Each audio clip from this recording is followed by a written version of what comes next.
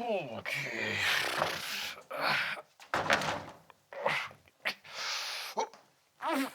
Oh. Oh. All right.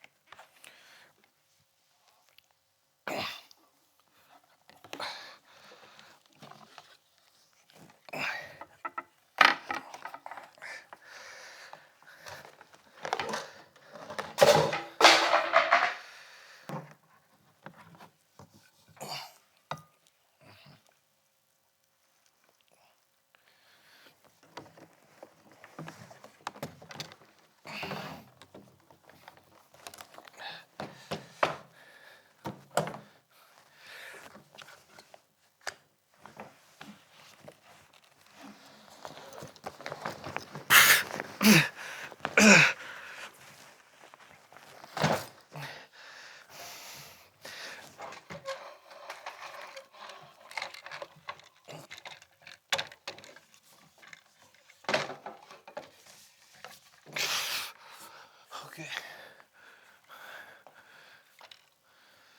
All right. Here. Come on. Yep, you got it.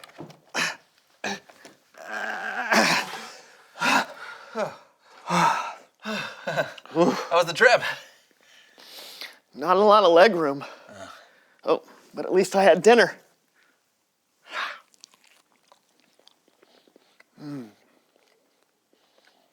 Can you hand me that drink? Yeah. I didn't pack that.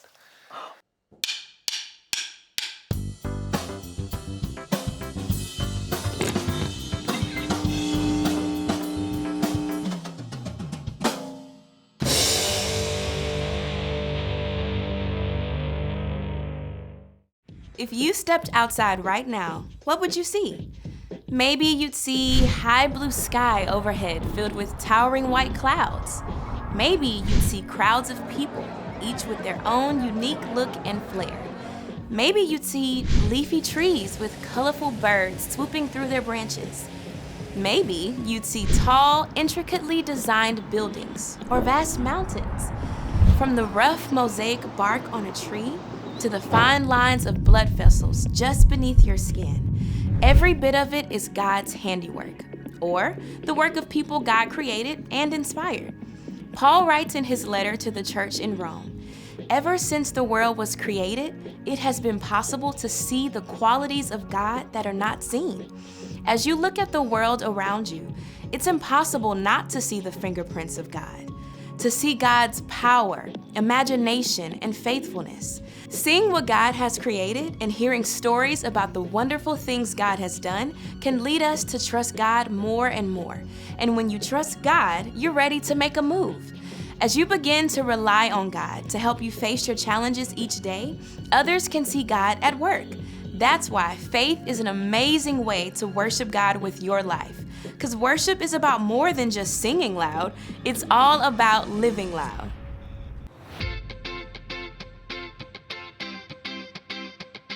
Get ready, get set, ready, set, move! You've been with me from the start. You're the one who knows my heart. You are there for me, Jesus. You are showing me the way, love and kindness every day. You are helping me, Jesus. So I'll follow you, here and there and everywhere. I know it's true, you're always by my side. I'm ready for the time of my life. I'm set on doing what you do. I'm gonna share your love with the world. Ready, set, move!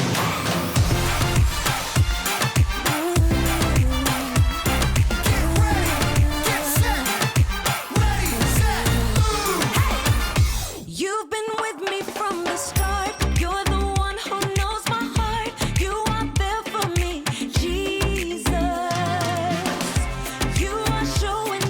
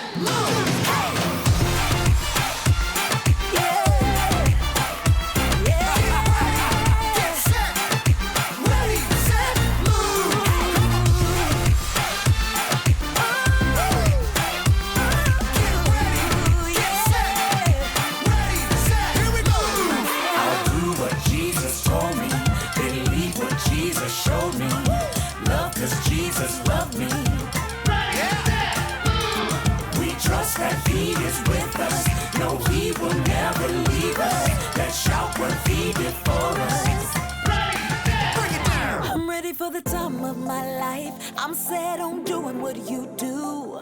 I'm gonna share your love with the world.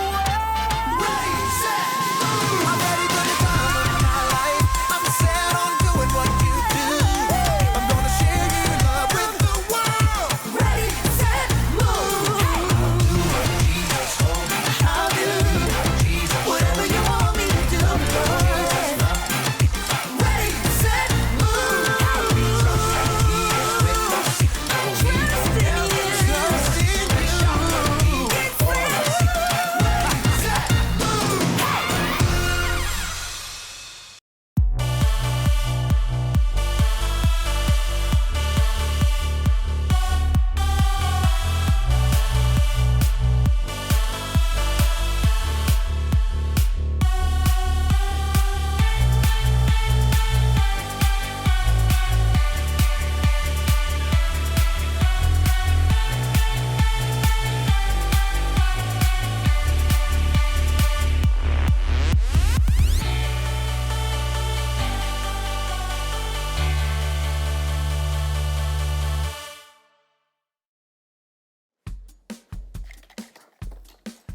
Hey everybody, welcome to the Story Lab. This week we're talking about faith while we take a look at the story of someone who had to lose his sight to see.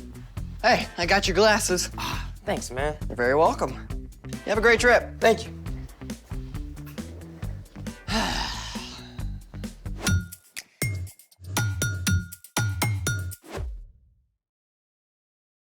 Hey, I'm Carter. And I'm Zeke, We're talking about faith. which is trusting in what you can't see because of what you can see. Are you ready to move? Well, I want to see what's in the box. Me too. You mean you don't know? Not a clue. Wait, What? mysterious box? No label? It's a scary movie waiting to happen. You're right. Let's take precautions. Okay, you ready? On the count of 11. 1, 2, 3, 4, 5, 6, 7, 8, 9, 10. Zeke, 11.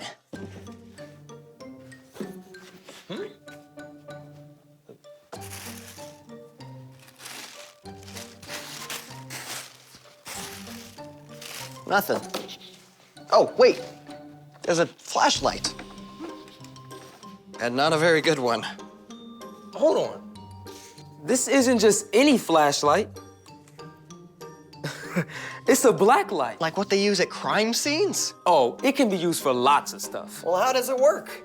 A black light gives off ultraviolet light that is invisible to humans. Certain fluorescent substances absorb the ultraviolet light and re-emit it at a different wavelength, making the light visible and the material appear to glow.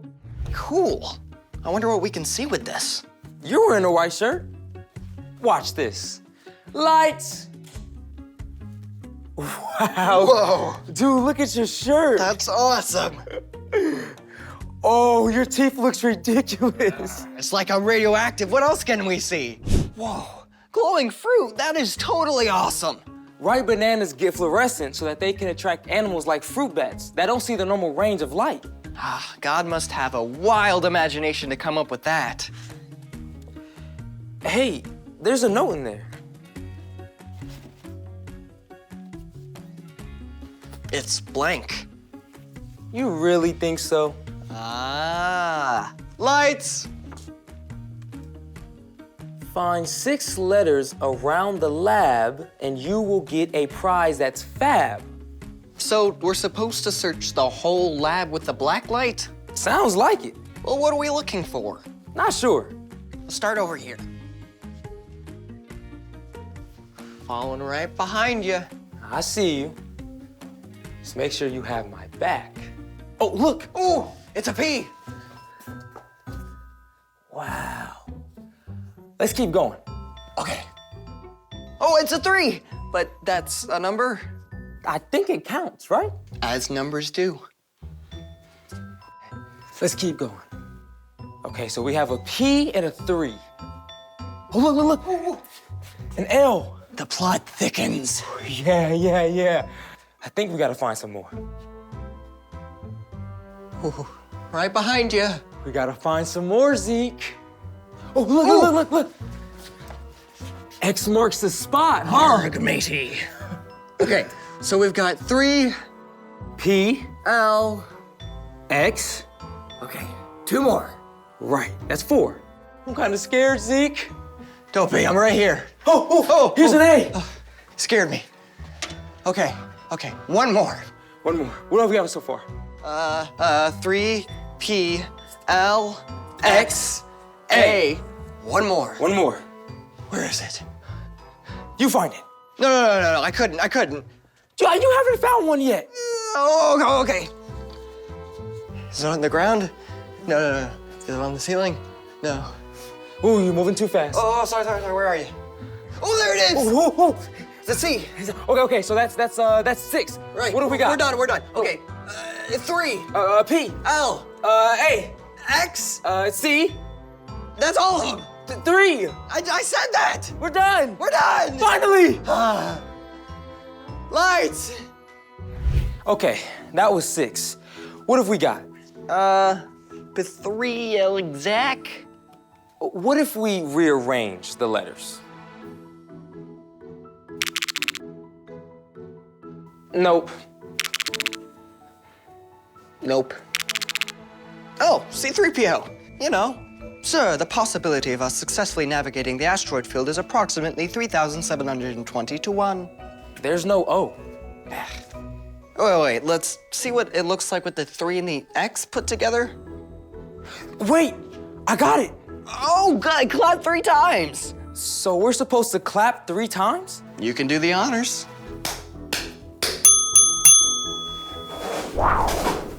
Ooh, a gift. What could be inside? I have no idea. Open it. No, you open it. No, you open it. No, I won't open it. Me neither. No, you. Okay. You ready? Yes.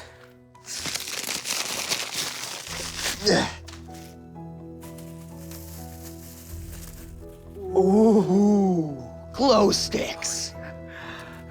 I know just what to do with these. Yes. Oh.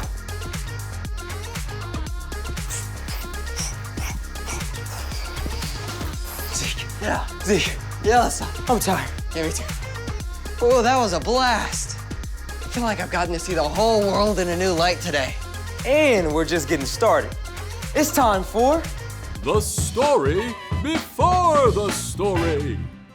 Today, we're in the book of Acts, which tells the story of the early church. But before Acts, way back in the very beginning, out of a deep, deep love, God made an amazing world. But when people turned away from God, the world was broken. God made a plan to draw people back into relationship. So at the right time, God sent Jesus, God's very own son, to live among us. Jesus gave up his life and was killed. But on the 3rd day, he rose to life. After Jesus returned to heaven, the early church grew quickly with the help of God's Spirit. When the believers faced trouble in Jerusalem, they scattered to other places, taking the news of Jesus everywhere they went. Which is where our story starts. Take it away. Hey everyone, I'm Brian. Today, I want to introduce you to a man named Saul. Now, if there was such a thing as a model Pharisee or Jewish religious leader, Saul was it. Saul, also known as Paul, was born as a Roman citizen, which gave him special privileges. Growing up, he studied the scriptures until he knew them inside and out. As the early church grew, Saul was just as upset as the other religious leaders. When a Jesus follower named Stephen was sentenced to die, Saul stood by in approval and actually held the coats of the men who threw stones at Stephen. Saul was absolutely certain that Jesus' followers were a threat and that the best way to please God was to get rid of them. He began going house to house, dragging believers off to prison. And when the new believers scattered to other towns, Saul wanted to follow. He took his plan to the high priest. Give me letters to the synagogue in Damascus. Then I can go and hunt down men and women who belong to the way of Jesus. We'll arrest them and bring them back here to Jerusalem. Fantastic idea. Consider it done. With the approval of the high priest, Saul gathered a group of men and supplies for the journey. Now, Damascus, which was the capital of Syria, is around 150 miles from Jerusalem, so that would have taken nearly 2 weeks to travel on foot. But Saul hated the followers of Jesus so much that he couldn't wait to get on with it. After long days of travel, Saul's group finally neared the city of Damascus. The noonday sun shone down bright and hot, but Saul charged ahead, eager to carry out his plan. We'll find them all. We'll stamp out this dangerous Jesus nonsense. Then, something happened. Something that would change Saul's life in an instant. A brilliant light flared from heaven, so bright the sun seemed dim. A voice spoke from the light. Saul, Saul, why are you opposing me? Who are you, Lord? I am Jesus. I'm the one you are opposing. Okay, now imagine for a moment that you're Saul. You thought Jesus was just a troublemaker who was killed, dead and gone. Yet now he's alive, speaking to you from a blaze of light. It's like your whole world tips upside down in an instant.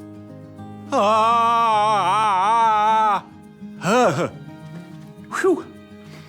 And Jesus wasn't done yet with what he had to say to Saul. Now get up and go into the city.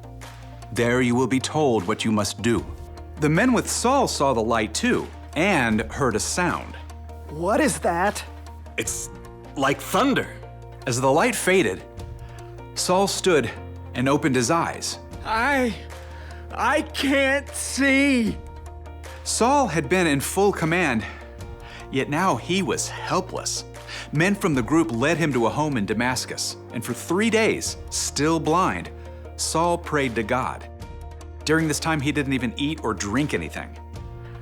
And that's where we'll leave it for today. The end. Ooh, a cliffhanger.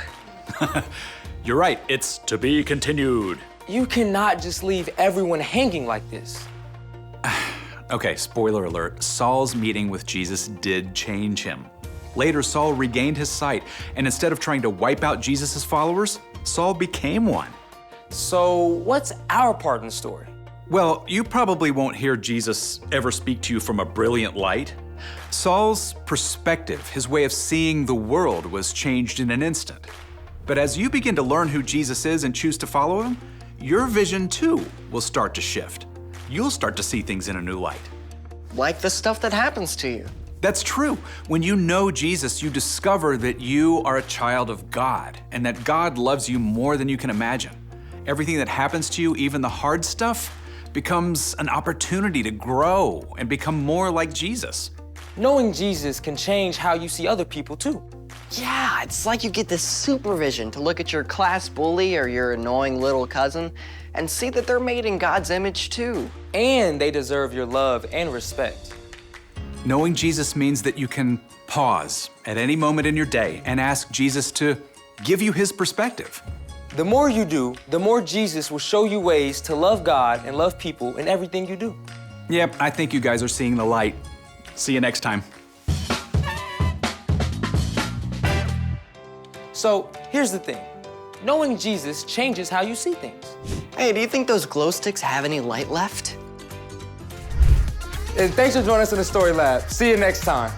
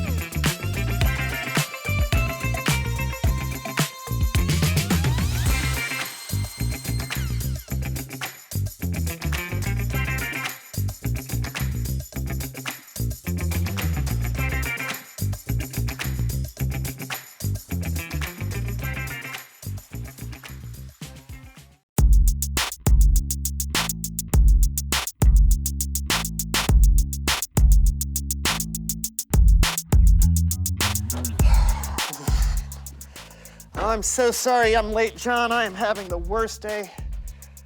Great. Started already? Hi, everybody. I'm Brandon, and this is the So-and-So Show. Normally, I'm joined by my co-host, John, but today, I guess it's just me until we... Oh, here he is. Wow. That's incredible. Oh, it's amazing. There's my guy. How you right. doing, Okay. dude? Well, thanks for that, but actually, I'm in a pretty bad mood. So. Oh, what's wrong? Well, you know, the weather outside is just awful today. The top fell off of my lunch, and I spilled half of it, and I cut my fingernails too close, so now my cuticles hurt. So ow! Oh, why I'm would sorry. I'm sorry, pal. You know what, though? I've got something that can make everything better today. Okay. Do you remember a few years back when I made those rose-colored glasses? Yeah. Didn't those get you into a lot of trouble? Flashback. Ow. Let's hopslosh! John loses. Oh! That was then. I made a few adjustments. What kind of adjustments? Well, they're better now, and everything's better when you look through rose-colored glasses. Give it a try. I fail to see how a pair of glasses is gonna make my day any better, but... Whoa! Whoa! Yeah, right? Oh, yummy. Mmm. Is that my hand? Yeah. You enjoying it? Yeah. Huh.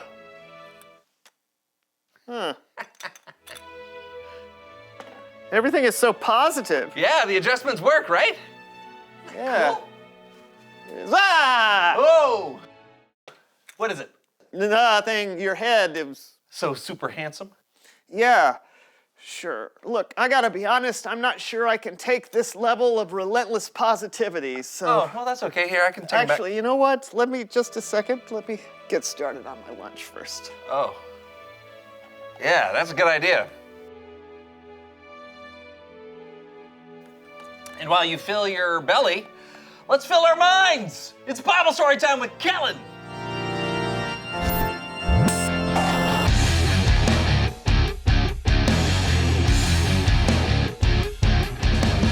Hey, fellas. Enjoying your lunch there, Brandon? Yeah. Sorry, Kellen. I just want to get finished before I give John these glasses back. What? It would really avoid a lot of confusion if you would watch the show before your segment, Kellen. I usually do, but sometimes I like the confusion. That's fair. What are we talking about today, Kellen? Well, we're going to be looking at the day the Apostle Paul became a follower of Jesus. You may or may not know, but Paul is a giant figure in the Bible. Ah! And I am a giant figure too! Look, it's Horvath standing next to Callens! Hey, Horvath! Hi, Callens, hi! My figure is giant. Not so tall, but very much wide. Ah. Horvath sometimes assists with the Bible story by doing exercises that help us remember it. That's right! Let's do this! All right. Okay, so Saul was on the road to Damascus. Wait! What? Who is Saul's? I thought you were telling the story of Apostle Paul. Oh, no. I mean, yes. The Apostle Paul is who we're talking about. But he had a couple of different names. Some places he was called Paul, and other places he was called Saul. So Paul and Saul are the same peoples? That's right. I understand. Are you sure? First exercise! Okay, the Saul Paul shuffle. First, you spread your legs, and then your arms apart, like this. Then you shuffle this way. I'm Saul. Then you do a 375-degree turn. Then you shuffle back. I'm Paul. We do this 373 times degrees. Wait, what? Go! Okay. 1. 4. Juice Newton. 375 degrees. All right, what did Paul Saul do next? Well, let's just go with Saul today. Let's do this, Okay. Saul. Okay.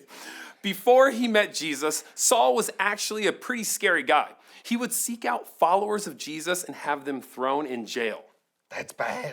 Yes, it was. You see, Saul didn't believe Jesus was who he said he was. So, one day, Saul and some of his friends set out on the road to Damascus where they were hoping to find Jesus' followers to arrest. Ah! Second exercise! The Damascus 5K in place, half marathon, fun run. That's not fun. We run in place for 5K miles. Go! 1, 17, Goose Down Pillow, Austin Pfeffer Incorporated, That's not a word. Bluto. 5 miles, Kay! Where are we? Are we in Damascus yet, Kellens? Are we? No, we are not. But Saul, at this point, Saul and his friends were traveling on the road to Damascus when suddenly a huge light from heaven flashed around Saul. Oh! I know what that is. He's doing the final pose down at the Mr. Galaxticon Muscle Expo.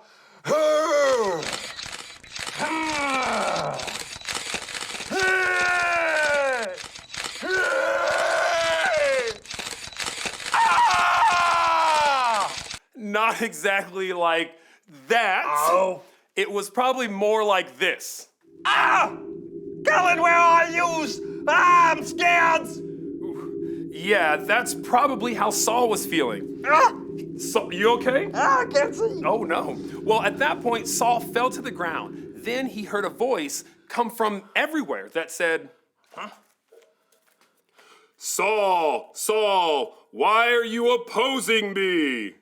The voice is coming from the canyons. I'm scared.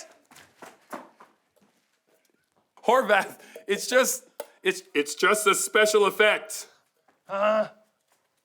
Okay. Hellos. Oh! Next exercise. I call this the light bright face pinch. Come in real close. Closer. First, you start with your face like a light bright is shining on your face, and you squint your eyes like this. And then after that, the light goes away, and you can finally see, and you go like this. We'll do this 148,627 times. Ready? That's goes. 1, 2, 5. 148,000 and the other half of the number I can't remember. All right, what happened next, Kellens? Well, when Saul heard the voice say, why are you opposing me? He replied, who are you, Lord? It was Jesus. Right. The voice said, I am Jesus. I am the one you are opposing. Now get up and go into the city. There you will be told what you must do. Whoa! After that, Saul got up and opened his eyes, but he couldn't see a thing. Not even his shoes? Nothing. Whoa! His friends had to lead him into the city of Damascus. Saul couldn't see. For 3 days, he didn't eat or drink anything. What happened next? What happened next? Did he eat on the 4th days? At least the sandwiches? Or a hot pocket?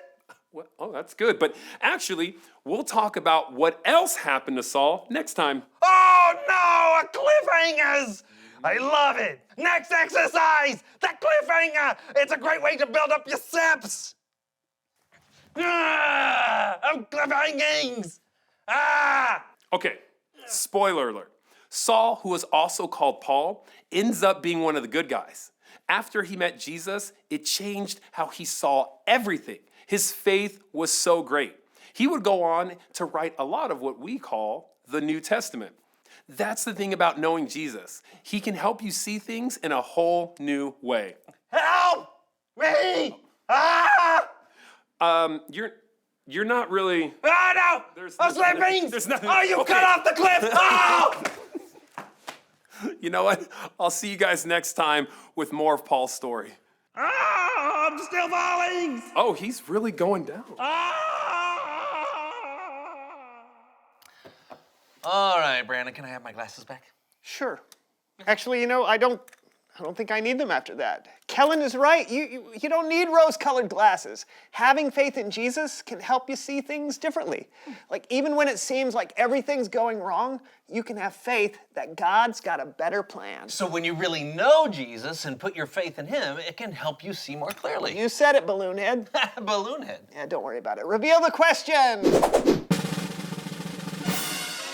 Today's question is, what do you know about Jesus? Well, we know he had long hair and a beard and held his hands out like this a lot.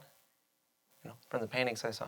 Actually, we don't know what Jesus looked like, but we do know that he loves people. Oh, he can do miracles. Yeah, he's the Son of God. Absolutely. Hey, talk about it together. What do you know about Jesus? Yep. So, do you think your perspective has changed? You know, are you seeing things differently? Absolutely. You know, just because my day started off bad doesn't mean it has to end that way. Ah. Who needs rose-colored glasses, right?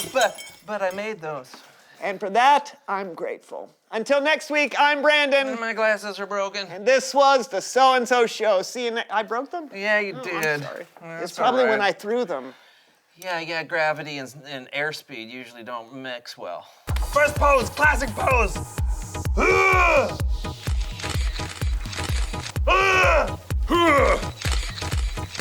I call this one confused which cereal to get at the grocery store. Waved at somebody you thought you knew, but it turned out to be somebody you don't know. Hey! Facing the wrong direction of the cameras. I can do this one. Yeah, this is easy. Where am I? Where am I? This next pose is called knee. A clothing model in old Sears catalogs.